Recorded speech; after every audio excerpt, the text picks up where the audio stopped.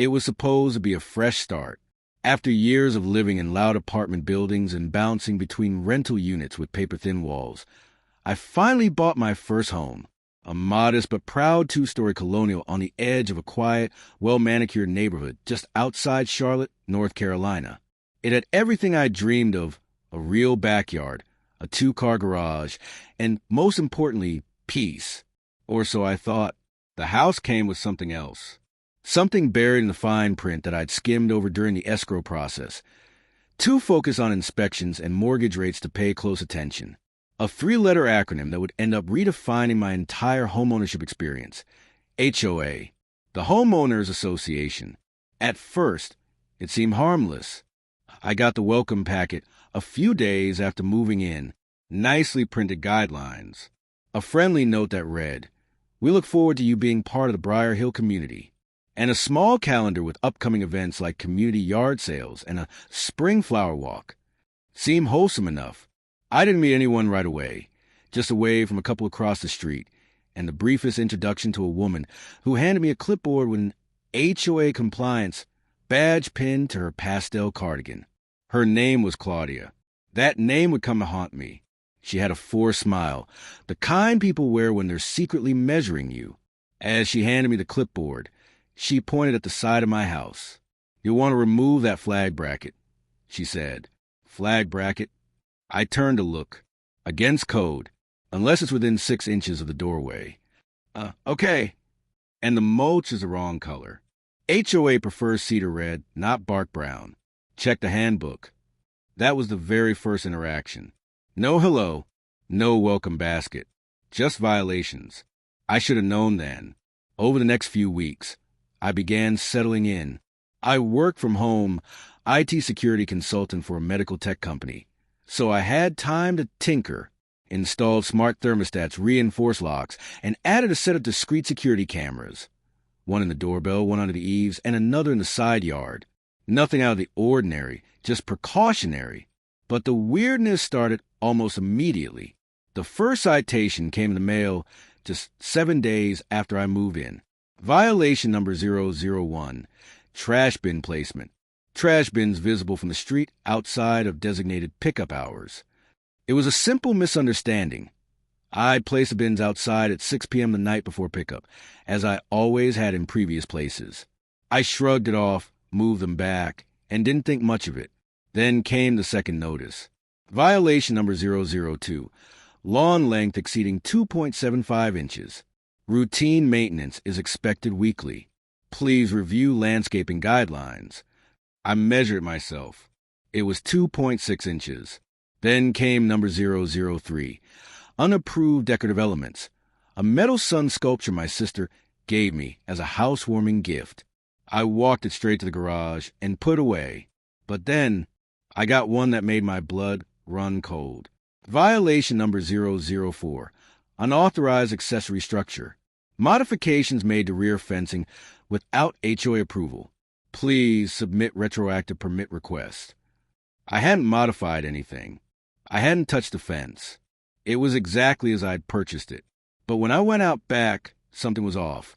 2 slats of wood near the gate were missing, as if someone had pried them off and tried to replace them hastily. I crouched down. The screws weren't original. There were new drill holes, slightly misaligned. Someone had been messing with my property. That night, I rewound the footage on my security cam. Nothing. I hadn't installed one facing the outside of the gate. It was on my list, but I hadn't gotten to it yet. I cursed myself, then made it a priority. Within 24 hours, I installed 3 more cameras, one covering the back gate, one near the garage side entrance, and a third with a fisheye lens capturing the entire backyard from the eaves.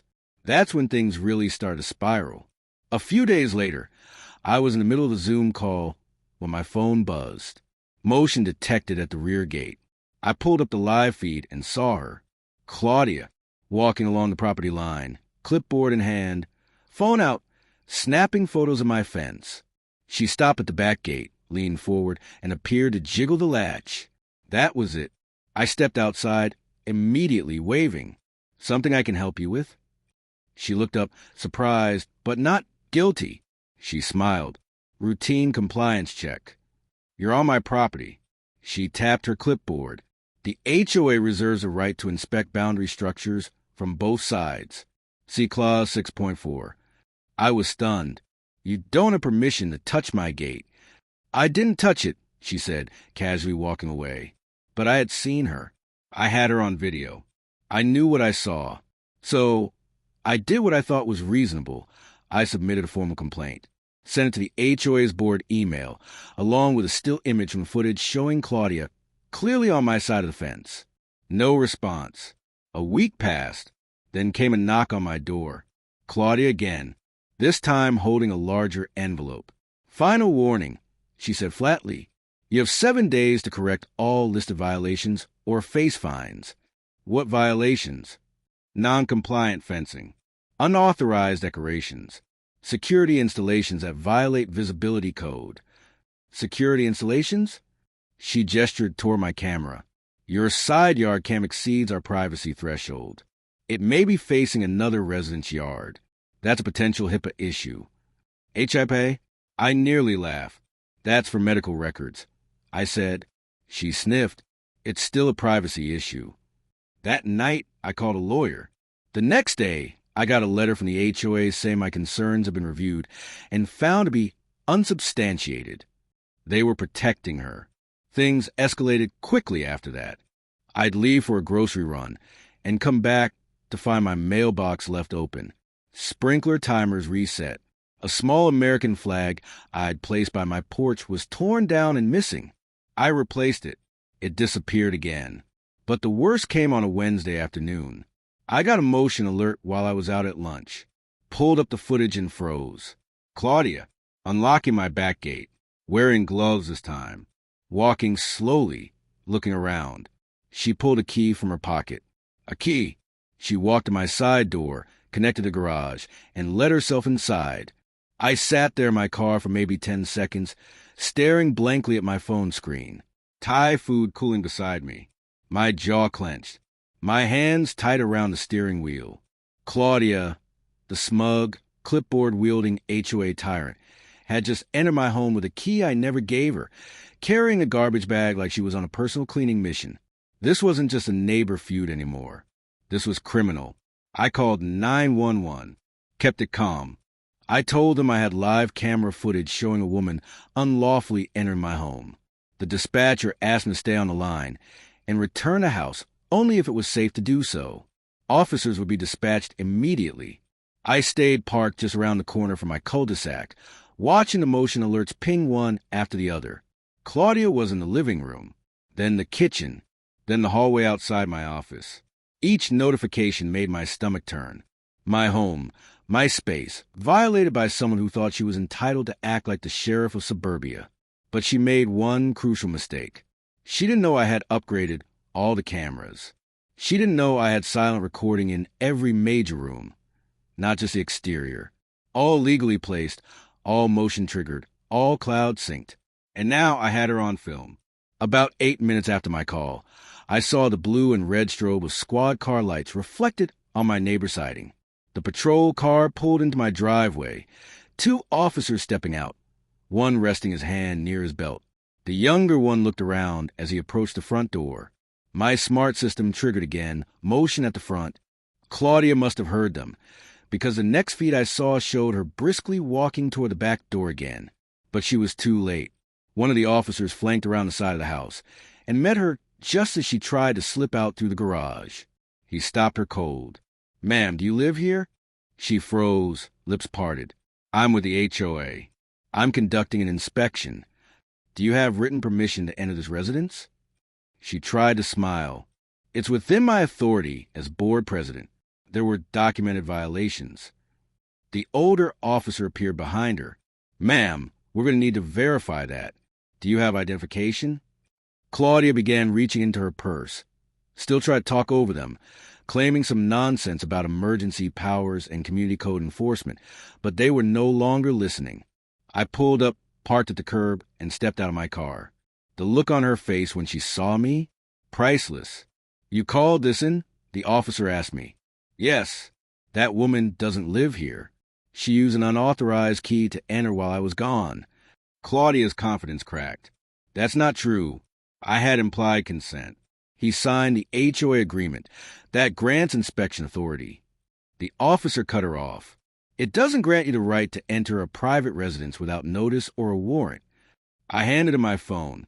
I've got video, multiple cameras. I'd like to press charges. He looked at the footage, paused it at a frame showing Claudia in my kitchen, one hand on my silverware drawer. That was all he needed. They placed her under arrest on the spot. Trespassing, unlawful entry, possession of a duplicate key without consent, tampering with private property. The black garbage bag? She'd filled it with what she claimed were violations. My garden shears, a decorative lantern, 2 magnetic signs I kept on the fridge. She said they were non-compliant visual clutter. I watched her squirm, sputtering about neighborhood standards as she was placing handcuffs. All I could think was, you picked the wrong house, Claudia. But I wasn't done. That night, I went to the footage again, frame by frame. I compiled time-stamped evidence, camera logs, and the audio transcripts from each room. Her voice was loud and clear on 2 different mics, talking to herself as she walked around my home. He shouldn't be living here if he can't follow basic rules. Disgraceful decor. That's got to come down. She rifled through drawers, opened my hall closet, touched personal mail. That was enough to file a restraining order. The next morning, I took the footage to the police department and handed over the flash drive. The officer who took my report didn't even blink. He said this wasn't her first complaint, but it was the first time someone had actual, unshakable video proof. I contacted a lawyer, one of the best HOA litigation attorneys in the state. He practically salivated when he saw the footage, told me I could file civil charges, demand a restraining order, and even push to dissolve the HOA leadership with enough community support. And so I did all 3. The lawsuit was filed the next week. Claudia posted bail, but by then the news had already spread. The HOA Facebook group lit up like a wildfire. Someone leaked the arrest photo. A neighbor shared the story anonymously to Reddit. It exploded. Within 3 days, there were over 70,000 views on a thread titled, HOA Karen caught on homeowner's camera breaking in, claims decor violated policy. The comments were brutal and hilarious. This is why I never trust anyone in a pastel cardigan with a clipboard. She really said this belongs to the neighborhood now. Faced with tears of joy, that man just ended a tyrant's reign with Wi-Fi and common sense. Even the local news caught wind of it. A short piece aired on the 6 p.m. news. Local HOA president arrested for unlawful entry. Homeowner says hidden cameras caught everything. They blurred her face, but everyone knew who it was. My inbox flooded with messages from neighbors, many of whom had their own horror stories. Fines for the color of their doormats. Threats about patio furniture being non-conforming. One elderly couple said Claudia made them remove a bird bath because it encouraged animal loitering. Enough was enough. I scheduled a town hall meeting. The community clubhouse had never been this full. Rows of metal folding chairs. People crammed shoulder to shoulder. The air buzzing with quiet chatter and pent-up frustration.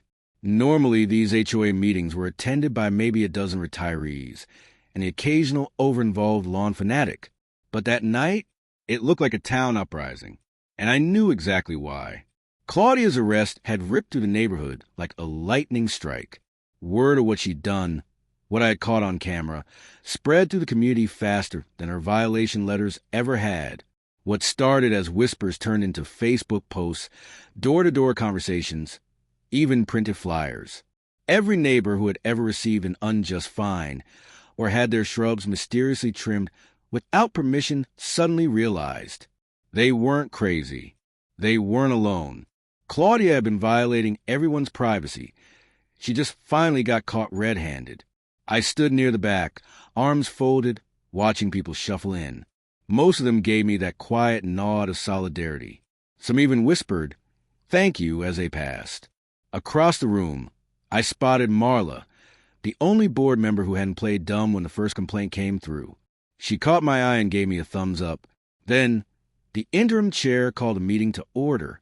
"As many of you know," he said carefully, There's been an incident involving former board president Claudia Barnes. Due to the nature of the events, tonight's meeting will focus solely on community response and board reorganization. People didn't just nod, they leaned forward. I was invited to speak. I didn't prepare a speech, but I didn't need one. I walked to the front, held up my phone, and played the clip 30 seconds. That was all it took. Claudia, on video, unlocking my back door and walking into my house like she owned it. No narration, no commentary, just hard proof. You could hear a pin drop when it ended. I looked up and said, "How many of you have had something like this happen? How many of you have gotten strange finds?" Things moved. Decorations were moved without warning. Hands went up. So many hands. The floodgates opened. One by one, neighbors came forward. A teacher who got fined for a flagrant curtain color. A single mom who had her backyard hose coiled incorrectly. Claudia entered her gate without asking and left a warning on the handle. A war vet who was threatened for keeping his service dog's crate on the porch in view. It was a long, cathartic public reckoning. Years of silent frustration poured out in a single night. By the end of the meeting, the entire board had voted to dissolve the existing HOA leadership. Claudia's name was removed from every document lock and login credential. A new ethics committee was formed, and I was invited to sit on it. But I wasn't finished, because Claudia hadn't just broken into my home. She hadn't just harassed the neighborhood. She had copied a master key. She had forged board consent. She had accessed dozens of properties without anyone knowing. And the truth? If I hadn't had cameras, if I hadn't been tech-savvy, she might have gotten away with it. So I filed a lawsuit. Civil trespassing, emotional distress, illegal duplication of access tools, property tampering, defamation. My lawyer called it a slam-dunk case. Claudia's response? A badly written letter from a shady attorney threatening to countersue for defamation of character. We laughed. The thing about defamation is you have to be falsely accused. And Claudia had already been arrested, already booked, already on video. Her lawyer dropped her within a week. Meanwhile, the case moved forward. And it wasn't just about money anymore. I didn't want some settlement with hush terms. I wanted accountability. I wanted every neighbor she'd harassed to feel like justice had finally landed. So, with my lawyer's help, and with consent from several other neighbors, we turned the case into a class action. Claudia was now being sued by 9 different households, all with corroborating evidence of her misconduct. Her house? Instantly listed for sale. Her reputation? Tanked. The local newspaper picked up the story, followed by a regional TV affiliate. HOA president accused of breaking into multiple homes. Caught on camera, faces lawsuit. The comment section under the online article was pure gold. Can't wait for the Netflix doc, The HOA from Hell. This is why I only rent. Imagine your hobby being power tripping over trash cans. But behind the sarcasm, people were furious. And not just my neighbors. Complete strangers began sharing their own horror stories from other neighborhoods, other towns. It was like I had accidentally struck a nerve that ran nationwide. And the best part? People started sending me camera equipment. No joke. I got 3 smart doorbells, 2 Nest cameras, and even a Ring floodlight, all sent anonymously by neighbors or random Reddit followers with notes like, "From one anti-Karen to another, keep up the fight." But even with all that support, the real revenge didn't come until the deposition. It was held at a neutral law office downtown. Claudia showed up with a different lawyer, clearly cheaper, clearly nervous. She sat across from me, looking older, drained, her blazer wrinkled, her smile gone. My lawyer played the footage. She barely looked at it. When we laid out the timeline of her violations, each one with photos, dates, and comparisons to untouched neighbors' yards, she mumbled something about community standards and aesthetic integrity. And then my lawyer asked the one question that shut the room down. "Mrs. Barnes, are you aware that duplicating and using a master HOA access key without board vote is not only a civil violation, but also a felony under North Carolina law?" Her hands started shaking, and her lawyer leaned over and whispered something we couldn't hear. From that moment on, she said nothing, just sat there while we laid it all out. The proof, the patterns, the people she had tormented for years. That deposition was a turning point, not just in the case, but in the neighborhood. Back in Briar Hill, the new board began fixing things. They held open forums, revised the bylaws, and introduced a rule that no one person could enforce policy unilaterally. All violations now required photo documentation and a vote from at least 2 board members. But more importantly, people started smiling again. You could feel it walking down the street. The retired couple across from me started sitting on their porch again. The single mom hung wind chimes from her deck and dared anyone to touch them. Even the teacher with the flagrant curtains, she changed them to neon green just because she could. And me, I left the cameras up, not because I expected another Claudia, but because they were now a symbol that homeowners could protect themselves, that quiet people could fight back, that sometimes the best way to destroy a bully is with receipts. Claudia's trial was set for late summer, and while we were still months away from a final verdict, the damage was done. She'd already lost everything: her status, her role, her influence. Her name had become a cautionary tale. The cherry on top? Her house was still sitting on the market. Every time someone toured it, neighbors would casually mention, "Oh, you know who used to live there, right?" One couple even backed out of escrow after learning who she was. Poetic justice. 3 months after Claudia's arrest, the courtroom was packed. It wasn't even a criminal trial yet, just a preliminary civil hearing for our class action suit. But people still lined up early, some standing in the back of the room, because there weren't enough seats.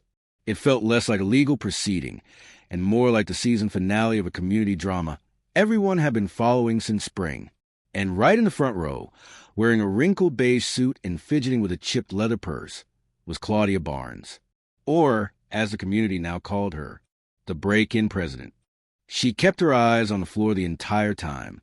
No clipboard, no laminated violation printouts, just a stack of manila folders and a court-appointed attorney who looked like he'd rather be anywhere else. Across the aisle, I sat beside my lawyer, arms folded, evidence binder thick as a brick. Behind me were 7 of the other plaintiffs, neighbors, families, veterans, retirees, each with their own stories of harassment, invasion, and in some cases, emotional trauma. The judge was a stern-looking woman with sharp glasses and no patience for nonsense. She opened the session by reading the docket. Barnes versus Community of Briar Hill Estates. Plaintiff alleges multiple counts of civil trespass, property tampering, unauthorized entry, defamation, and abuse of position under HOA statutes. Defendant contends her actions fell within her scope of responsibility. Let's proceed. The court clerk hit record. The judge nodded toward my lawyer. Let's see the evidence. We started with the big one, the security footage. My lawyer stood, wheeled over a portable TV cart, and played the now infamous video. Claudia entered my home, unlocking the back gate, moving through my kitchen, dumping decorations in a garbage bag. There was no narration, no music, just 92 seconds of cold, silent, undeniable trespassing. Even the opposing lawyer looked rattled. Then came the still frames, photos of removed items, the scratched door lock, the handwritten citations Claudia had mailed to other residents with fabricated codes like Section 14B, front-facing wind chimes, and Clause 9C, repetitive footwear placement. People in the gallery snorted. The judge narrowed her eyes. These aren't real violations. No, Your Honor, my lawyer said calmly. They're entirely made up. We presented witness statements next. An elderly couple who had lived in the neighborhood since 1989 testified that Claudia once threatened them over their grandson's chalk drawings on the sidewalk. Another neighbor told how Claudia rearranged her patio furniture while she was away, then fined her for poor symmetry. It was all so absurd, yet deeply violating. We had receipts, emails, dated fines, photos of Claudia inside fence yards, a screenshot of her texting a board member. If I wait for a vote, nothing will get done. Sometimes you just have to do what's right for the community. That single line sealed her fate. Her defense tried to argue implied consent based on the HOA membership form, but the judge was having none of it. An HOA agreement doesn't grant unlimited access to private residences. That's a fantasy, not a defense.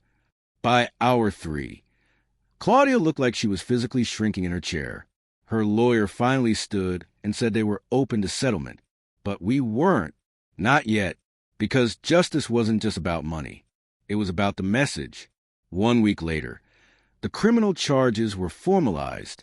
The police, using our compiled evidence and corroborating reports from other residents, filed 3 official charges against Claudia Barnes: unlawful entry into a dwelling, criminal trespassing in the first degree, illegal possession and use of a duplicated access key. The kicker? When the locksmith was brought in to inspect the HOA maintenance keys, he revealed Claudia had duplicated 3 and had keys to multiple units, not just mine. That revelation led to even more complaints, more victims, more testimony. Her little enforcement hobby turned into a full-blown neighborhood scandal. That's when the media circus hit. First, a small YouTube creator in the HOA horror niche posted a reaction video using the security footage, publicly shared with permission from me and my lawyer. The video blew up overnight. 1.2 million views in 3 days. Title? HOA president breaks into homes to enforce decor standards. Then came the local ABC affiliate. Then Fox. Then a Reddit thread that hit the front page. The best headline? Karen caught on cam breaking into veteran's house over porch decorations. Our quiet little neighborhood became a meme. And Claudia? Claudia became the face of HOA abuse nationwide. Back in Briar Hill, things began changing fast. The new HOA board called for a community charter rewrite, removing 47 outdated clauses, including the ones Claudia used as cover for her nonsense. Decorative signs? Now allowed. Garden gnomes? Go for it. Outdoor workout equipment? Totally fine. The Karen clauses were erased. A local mural artist painted a new sign outside the community rec center. Privacy is patriotism. Cheesy? Maybe. But the neighborhood needed healing. And humor. 3 months after the court hearing, we got the civil trial verdict. The judge ruled in favor of the plaintiffs on all counts. Claudia was ordered to pay $75,000 in damages to me, $140,000 collectively to the other residents, $12,000 in legal and court costs, and permanently barred from serving on any HOA board in the state.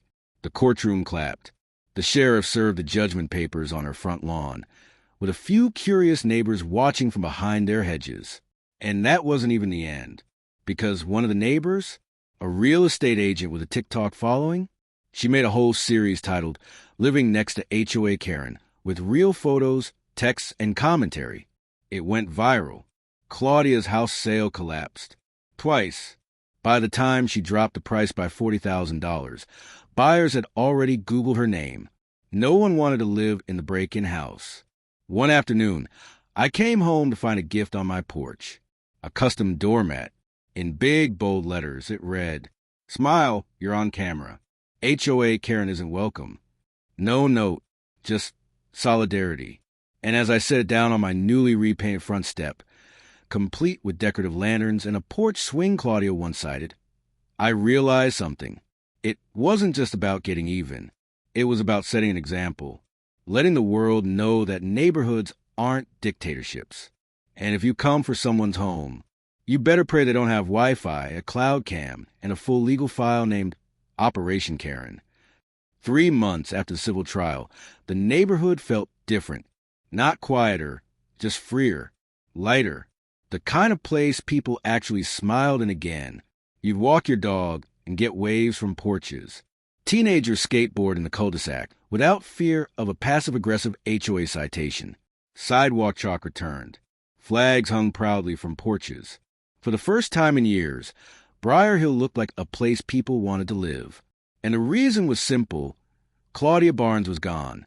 Not just out of the HOA. Not just banned from community service. But physically gone. After losing the civil case. After being hit with criminal charges.